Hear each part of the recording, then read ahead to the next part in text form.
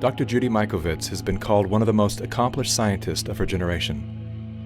Her 1991 doctoral thesis revolutionized the treatment of HIV/AIDS. At the height of her career, Dr. Mikovits published a blockbuster article in the journal Science. The controversial article sent shockwaves through the scientific community as it revealed that the common use of animal and human fetal tissues were unleashing devastating plagues of chronic diseases. For exposing their deadly secrets, the minions of Big Pharma waged war on Dr. Mikovits, destroying her good name, career, and personal life. Now, as the fate of nations hang in the balance, Dr. Mikovits is naming names of those behind the plague of corruption that places all human life in danger. So you made a discovery that conflicted with the agreed-upon narrative. Correct. And for that, they did everything in their powers to destroy your life. Correct. You were arrested. Correct. And then you were put under a gag order. For 5 years, if I went on social media, if I said anything at all, they would find new evidence and put me back in jail. And it was one of the few times I cried, and it was because I knew there was no evidence the first time. And when you can unleash that kind of force to force someone into bankruptcy with a perfect credit score, and so that I couldn't bring my 97 witnesses, which included the heads, Tony Fauci, Ian Lipkin, the heads of the public health in HHS, who would have had to testify that we did absolutely nothing wrong. And so what did they charge you with? Nothing. But you were in jail. I was held in jail with no charges. I was called a fugitive from justice. No warrant, literally drugged me out of the house. Our neighbors are looking at what's going on here. They searched my house without a warrant, literally terrorized my husband for 5 days.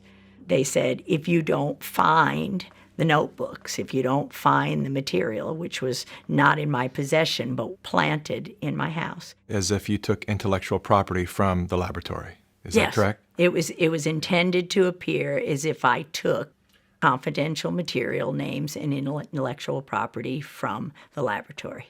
And I could prove beyond a shadow of a doubt that I didn't. Heads of our entire HHS colluded and destroyed my reputation, and the Department of Justice and the FBI sat on it and kept that case under seal, which means you can't say there's a case or your lawyers are held in contempt of court. So you can't even get a lawyer to defend you.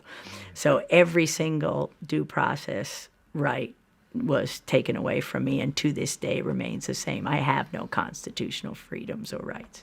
Yet you sit here.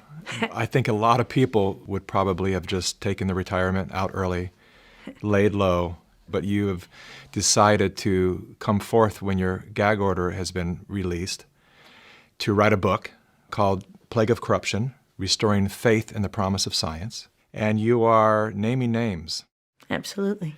Apparently, their attempt to silence you has failed. And I have to ask, how do you sit here with confidence to call out these great forces and not fear for your life as you leave this building? Because if we don't stop this now, we can not only forget our republic and our freedom, but we can forget humanity because we'll be killed by this agenda. So Anthony Fauci. My name is Dr. Tony Fauci. I'm the director. The man who is heading the pandemic task force was involved in a cover-up. He directed the cover-up. And in fact, everybody else was paid off, and paid off big time. Millions of dollars in funding from Tony Fauci's organization, National Institute of Allergy and Infectious Disease. These investigators that committed the fraud continue to this day to be paid big time by the NIAID. And the whole world is listening to his advice for how to handle this current pandemic. How do we know that what he's saying is what we need to be learning? What he's saying is absolute propaganda, and the same kind of propaganda that he's perpetrated to kill millions since 1984. We know from this study quite clearly that there will be a delay in progression significantly greater than for individuals who do not take the drug. It started really when I was 25 years old. I was part of the team that isolated HIV from the saliva and blood of the patients from France, where Luc Montagnier had originally isolated the virus. Je pense qu'il y a toute une recherche à faire à ce niveau-là qui est négligée parce que This was a confirmatory study, but Tony Fauci and Robert Gallo were working together then to spin the story in a different way. At that time, Dr. Rossetti was out of town, and Tony Fauci says, we understand that you have a paper in press, and we want a copy of it. And I said, yes, there's a paper in press, and it's confidential, and no, I will not give you a copy of it. He started screaming at me, then he said, give us the paper right now, or you'll be fired for insubordination. And I just said, I'm sure when Dr. Rossetti gets back, you can have the conversation. And so Frank comes back, several weeks later, and is really bullied into giving Fauci the paper.